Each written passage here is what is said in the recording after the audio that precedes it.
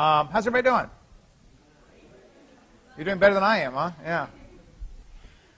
Okay, so we are moving our way through protein structure, and one of the things I wanted to say something about was there's a couple things about amino acids I didn't finish saying something about, so I'd like to make sure that you're aware of them. And there's some terms that I use, and they involve some calculations as well. So one is the term PI.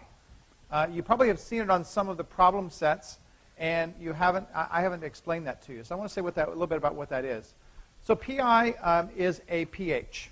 It's a special pH. It's a pH at which a molecule, that's any molecule, has a charge of exactly 0. The PI for a molecule must be calculated precisely. It's not something that some of the estimates that I give you will work. Okay?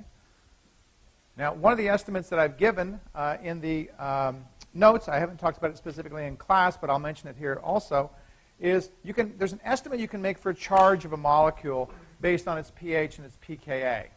And this estimate that I'm going to give you for the charge of a molecule only works for estimating. It does not work for calculating PI. Okay? So here's the estimate. This estimate is one I will not give you on an exam. You'll need to know what I'm getting ready to tell you. I give you the formulas, I give you various things, but I'm not going to give you what I'm getting ready to tell you. And that is that to estimate the charge of a molecule, if the pH is 1 or more units above the pKa of the molecule, or of a given group, if we have a molecule that has more than one, if the pH is more than 1 unit above the pKa of the group, then the proton is off. And if the pH is 1 or more units below the pKa, then the proton is on. And that's good for estimating charge. And we'll use that frequently. So you're going to estimate charge of amino acids. You may estimate charge of proteins and so forth. That's very good for that estimate. It's not good for calculating PI. Now, I'm not going to go through how you calculate PI here because I have a video online that shows you how to calculate PIs. People think that that the only videos in the class are the ones that are under this column on the left. In fact, if you look on the right, you'll see problem-solving videos here, and there's more as you go further down. Practice protein charge problems here. If you watch those videos and you work through those problems, you will have some good practice.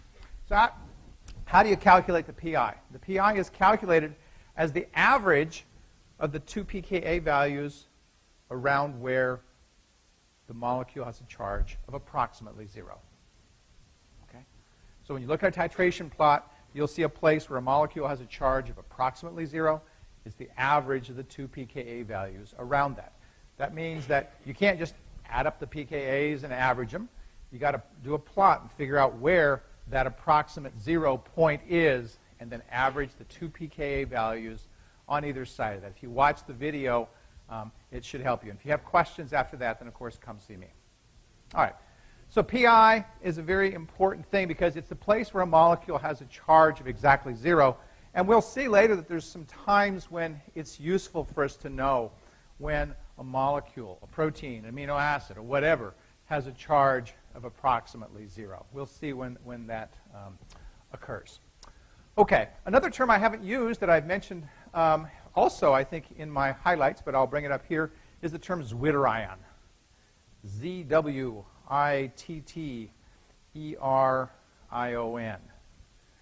You can bet if I spell it for you that its spelling must be important. Okay? Witter Ion is a molecule whose charge is 0. Right? So you might say, well, it's the same thing as PI. No, PI is a pH at which a molecule has a charge of 0. A Witter ion is a molecule whose charge is 0. Okay, two different things. Okay, excuse me. All right, so I want to make sure I got those out there because there are some problems that I've got, practice problems to work, and who knows, you might even see something like that on an exam. So it's entirely possible that you'll have that happen. So I want to make sure that you're familiar with those things. Questions about that? No questions? Okay. Question? Yeah?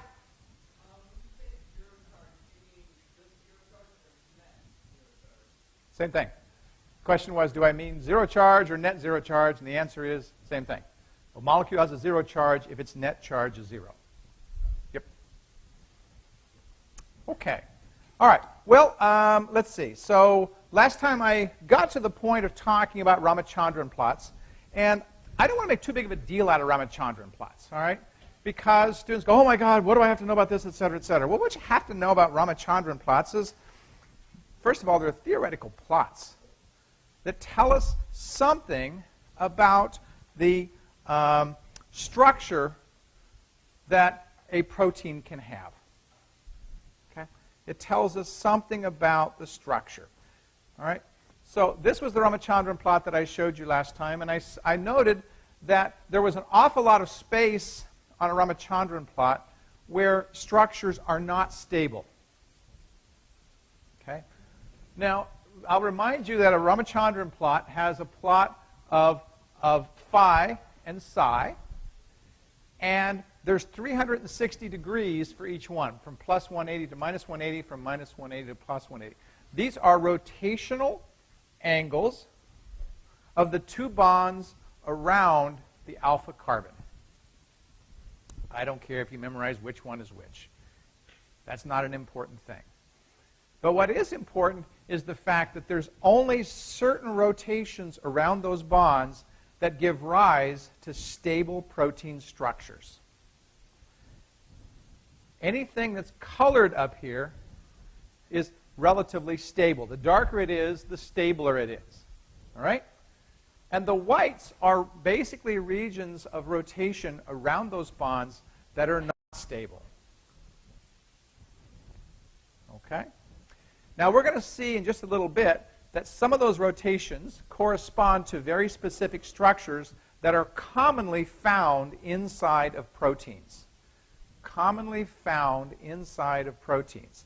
Well, that's kind of nice to know, that a theoretical plot matches up with what proteins actually have. And that not only that, but we see commonality. We see these structures over and over and over inside of proteins. And we're going to talk something about that. So that's the sort of gist of a Ramachandran plot. You're not going to draw a Ramachandran plot. Okay? You're not going to interpret a Ramachandran plot. But you should know something about what a Ramachandran plot tells you. Okay. Well, I've just finished talking about what I've been discussing so far, which is primary structure. I'll remind you that primary structure was the sequence of amino acids within a protein. And I said that the sequence of amino acids in a protein determined everything, ultimately, about the protein. Okay? Well, we're going to turn our attention now from primary structure to secondary structure. And as we go higher levels of structure, we start thinking about interactions between amino acids that are further and further away. Primary structure was the sequence, and the sequence related to the immediately adjacent amino acid. This amino acid, this amino acid, this amino acid in a protein. Okay? There's no distance. It's immediate. The very next one is the one that matters, right? Well, the secondary structure, we expand that view out to about 10 amino acids. Okay? So secondary structure, I'm going to give you a definition here. Secondary structure is a regular, repeating structure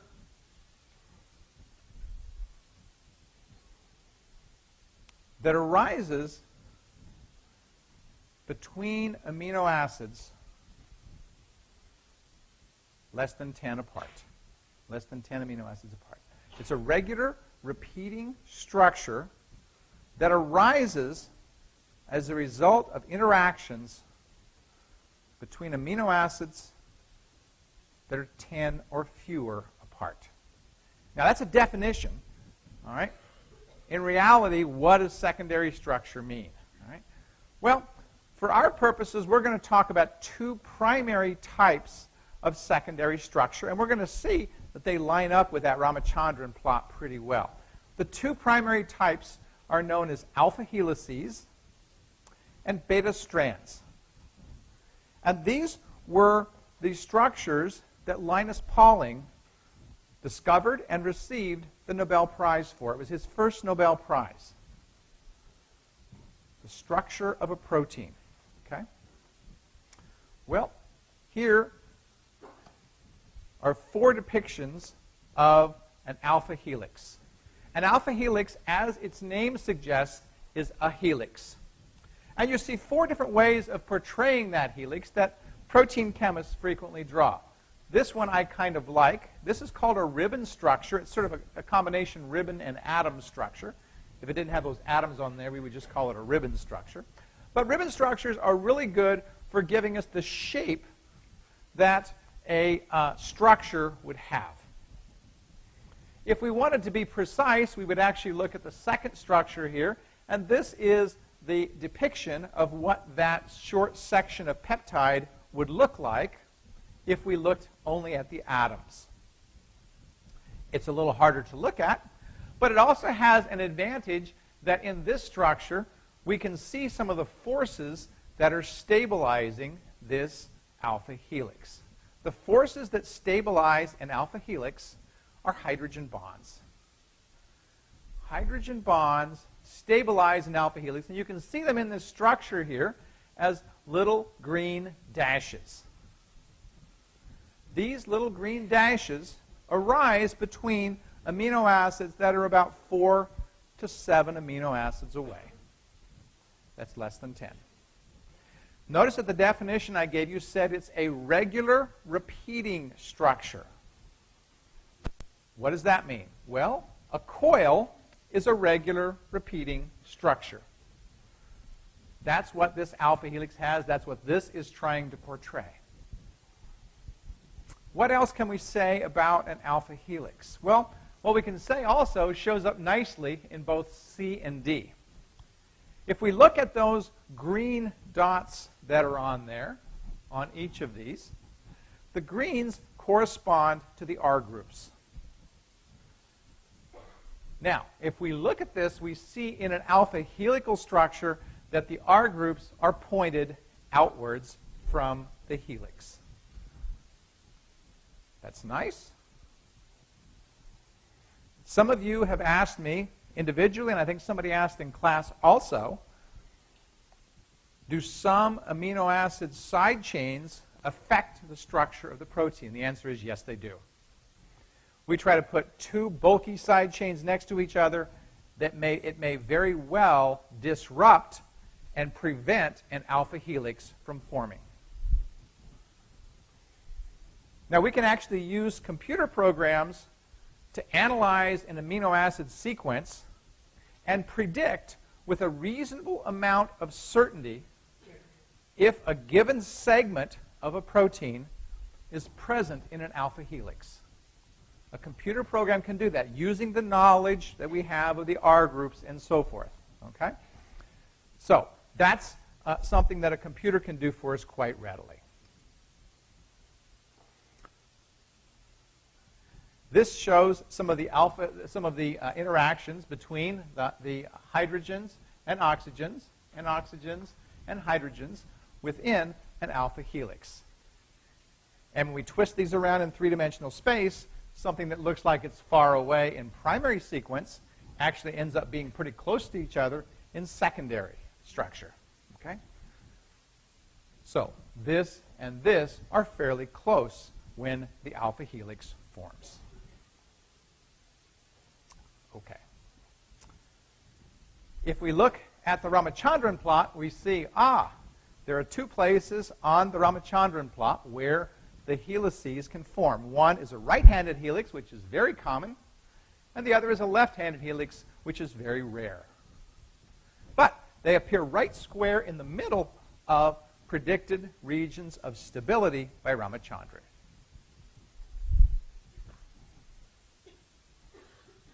Okay. This is a nice depiction of a protein that's full of alpha helices. Okay? Now you'll notice that this alpha helix, each alpha helix doesn't just go forever. It'll have a little bend sometimes. Sometimes it'll have a bigger bend. And we'll talk about those bends when we talk about tertiary structure. But suffice it to say that there are proteins that have almost exclusively alpha helical structure. Not all proteins, but some proteins have that. All right, another common secondary structure, and the second one described by Linus Pauling, is known as what some people call beta sheets. I like to call them beta strands. If we take beta strands and we arrange them together, we get a sheet. So a sheet is an arrangement of a bunch of beta strands. Okay? We'll start here with the Ramachandran and look, oh, wow. The beta strands structure right square in the middle of the theoretical region of stability in the Ramachandran plot. What is a beta strand? Well, let's talk about that. Here's what a beta strand looks like. It's a little hard to tell from this figure what it looks like, but a beta strand is like a helix in 2 dimensions. A helix goes round and round and round. A beta strand is like, it's also called pleats. Up, down, up, down, up, down, up, down, up, down, like that. Okay? So it's a flattened 2-dimensional version of an alpha helix. All right.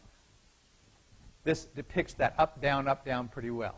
Okay? Up, down, up, down, up, down, up, down, up, down. Okay? You see that the greens, again, are the R groups. And you remember from the structures that we saw before of the R groups that they were on opposite sides every other one. So here's one in the back, front, and here's the central part with the carbonyl group, the alpha carbon, and the carboxyl group, up, down, up, down, up, down, up, down, up, down. You can see like that. Now, what this shows is interactions between 2 different beta strands. 2 different beta strands interact like this. They're going to give rise to a beta sheet, which is a set of them. Now, when we look at this, we see that what stabilizes the beta sheet are hydrogen bonds again. Hydrogen bonds are holding together beta sheets. We might have a whole stack of these. We might have 10 of them. If we had 10 of them stacked up like that, or maybe even more, we would have something known as silk. Silk is full of beta sheets.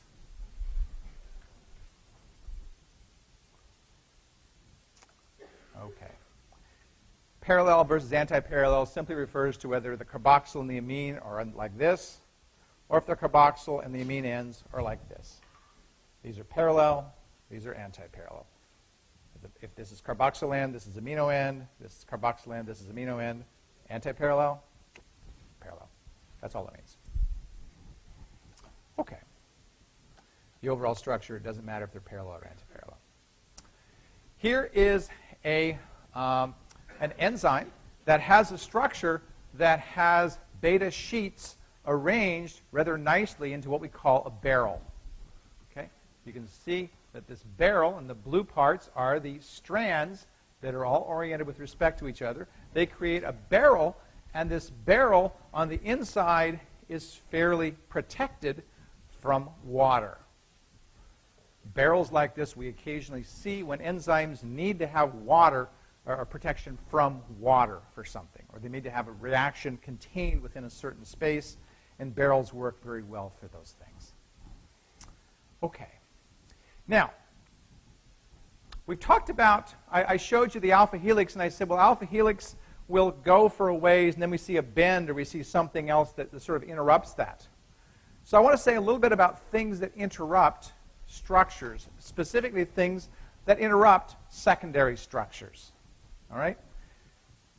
Now, I've told you that there are some amino acids that really can cause some changes. One was, I said, things that have very bulky R groups. If you put 2 of them together, they may not fit very well, and that may cause a bend if we had an alpha helix going on, for example, or a beta strand. Right?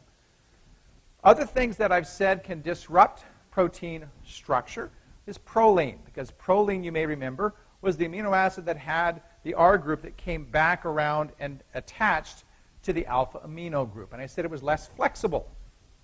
Well, what you see on the screen is something that arises very commonly as a result of the appearance of proline within a polypeptide sequence. I here refers to one amino acid. I plus 1 is the next amino acid. I plus 2 is the next. I plus 3 is the next amino acid. So here's a series of 4 amino acids. And what you see on the screen is a depiction of a bend. Okay? Instead of going off in a helical nature or on a pleated nature, this bend is happening right here. And the bend is happening because something is not consistent with that regular structure that we saw for an alpha helix or something that we saw for a beta strand. As I said, most commonly bends will arise in a structure like this because of proline. Proline is not flexible. And also commonly, we will see in a structure like this glycine. Glycine, you may remember, was the amino acid that had the smallest R group. And it's glycine that allows for the most flexibility, the most options that are there. And glycine may oftentimes also be in a structure like this. Now, bends are important for us to consider when we start considering the next level of protein structure, and that's tertiary structure. So I'm leading up to getting into tertiary structure. I'm not going to talk about tertiary structure at the moment. I'm going to save that for a few minutes from now. But suffice it to say that tertiary structure really has a lot of bends in it. Question? Yeah, question. What would make a protein an alpha helix and what would make it a beta sheet? What depicts that? Yeah. What depicts it or what amino acids would favor it? Yeah, what amino acids? Okay. So it's a good question. So what will tend to favor an alpha helix versus a beta strand? I think I've got a link on here. I will show you that someone's compiled a list of all the different amino acids and their tendency to be in a structure that's alpha helical or beta strand. And so there's no absolute rule, first of all. So there's no rule that says tryptophan can't be in an alpha helix, okay? Because tryptophan can be in an alpha helix. Its likelihood may be low depending upon the amino acids surrounding it. And when we start thinking about amino acids surrounding it, it's what makes our predictive abilities a little bit harder to do. So if I could say, for example, tryptophan is not in an alpha helix, you would say, okay, well, I'll mark that one off. But it can be, okay? So, but I'll show you a table that shows a preference for one versus the other, and then you'll get a bit of an idea of that. Is that okay? Okay. Yeah, another question.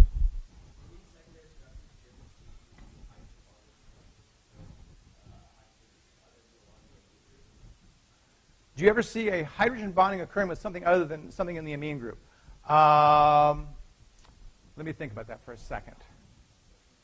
So you will not get it within the backbone because in the backbone, the only things that can hydrogen bond there are those that are linked to the amine because you have to have a partial positive charge. And there's nothing in the backbone that would have a partial positive charge except for that. If we think about R groups, yes, we can have that because R groups can have a variety of things that are inside of them, but not inside the backbone. Okay? Good question. Okay. I've already talked about that. Okay.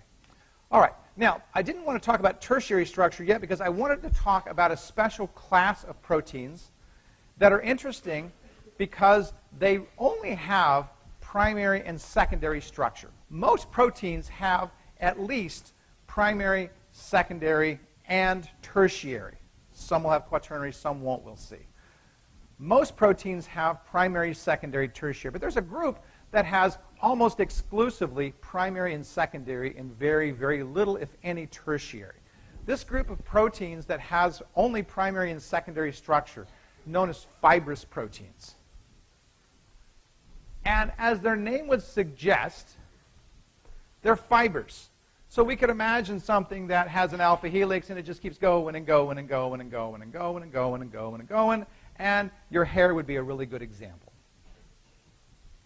Okay? So your hair is full of alpha helices that just go on and on and on and on and on and on.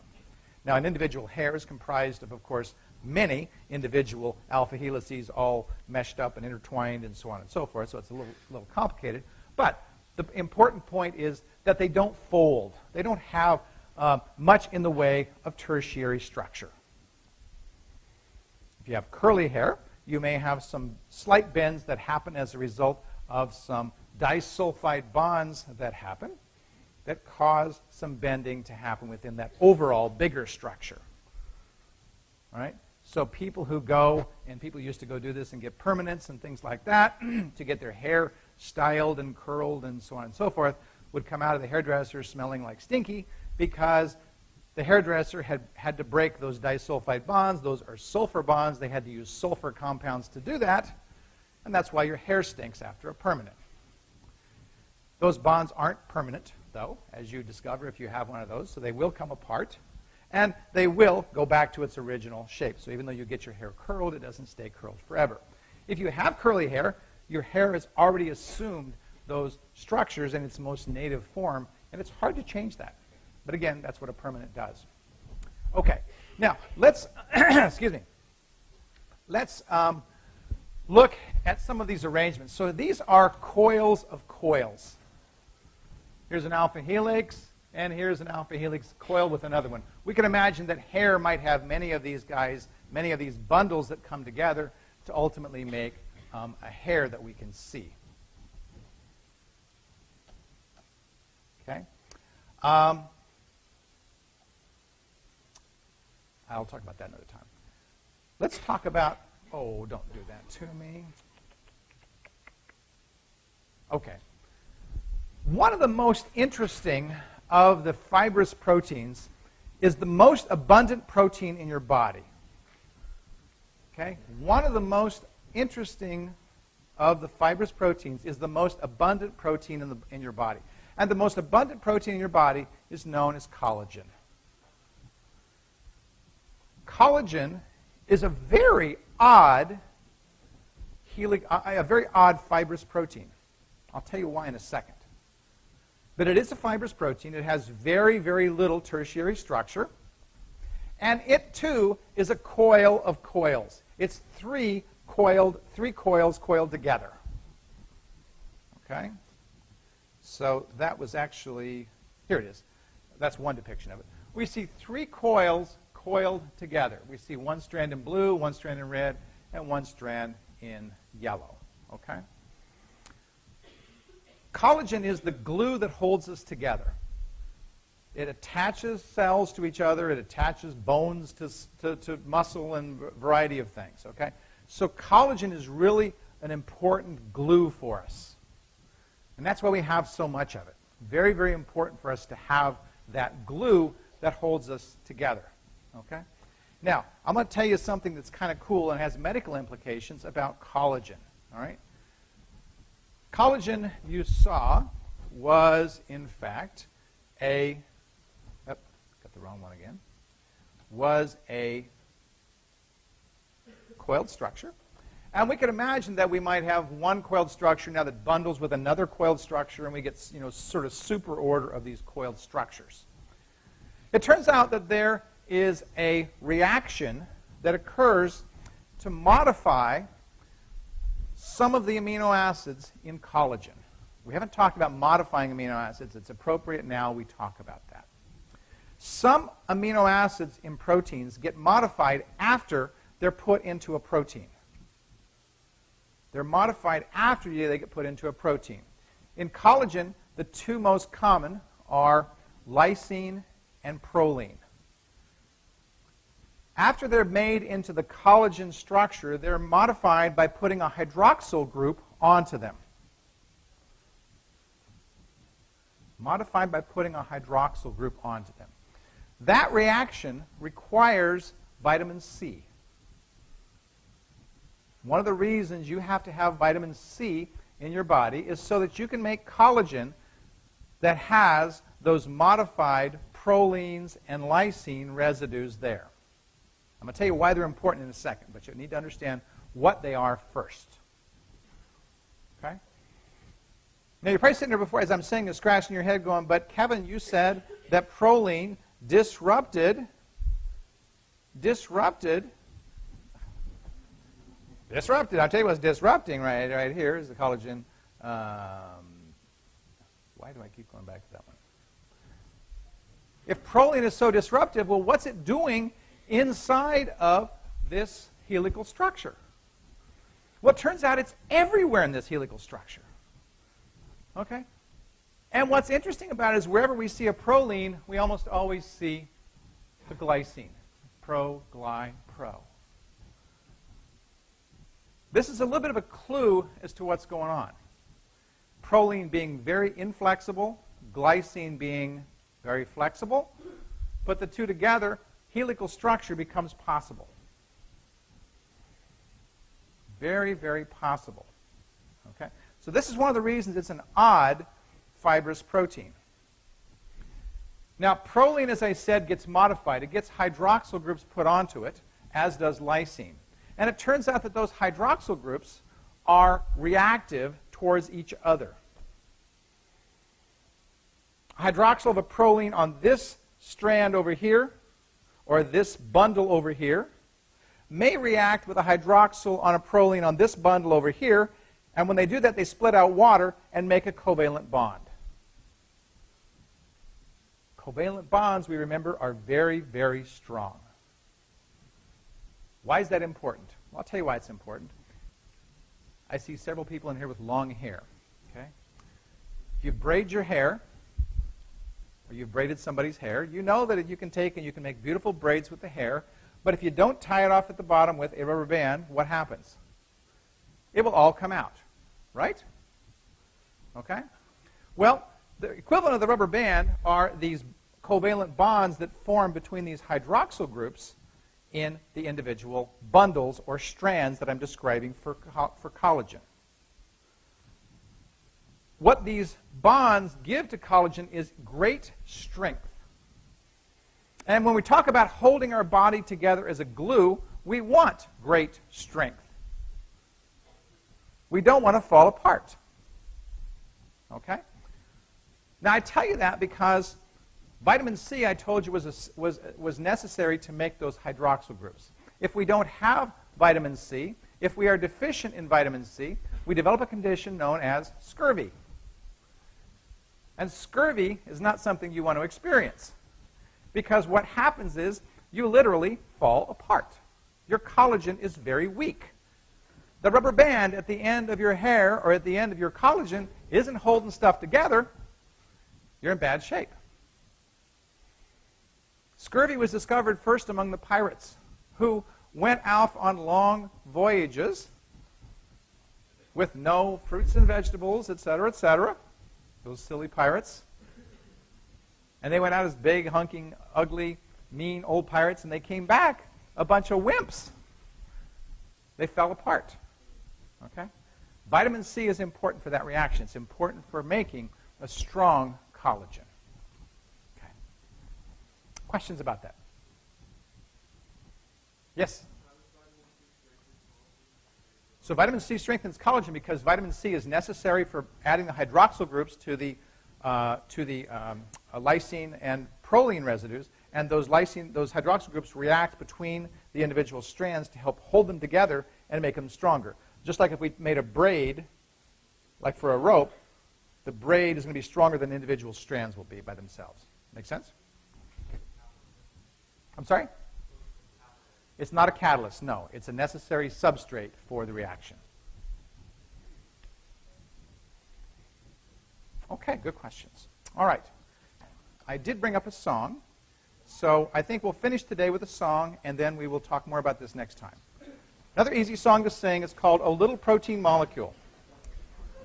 O little protein molecule, you're lovely and serene, with 20s Witter ions like cysteine and alanine.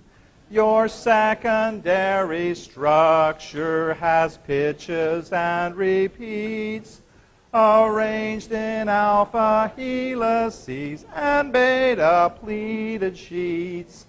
The Ramachandran plots are predictions made to try to tell the structures you can have for angles phi and psi. And tertiary structure gives polypeptide zing, because of magic that occurs in protein folding.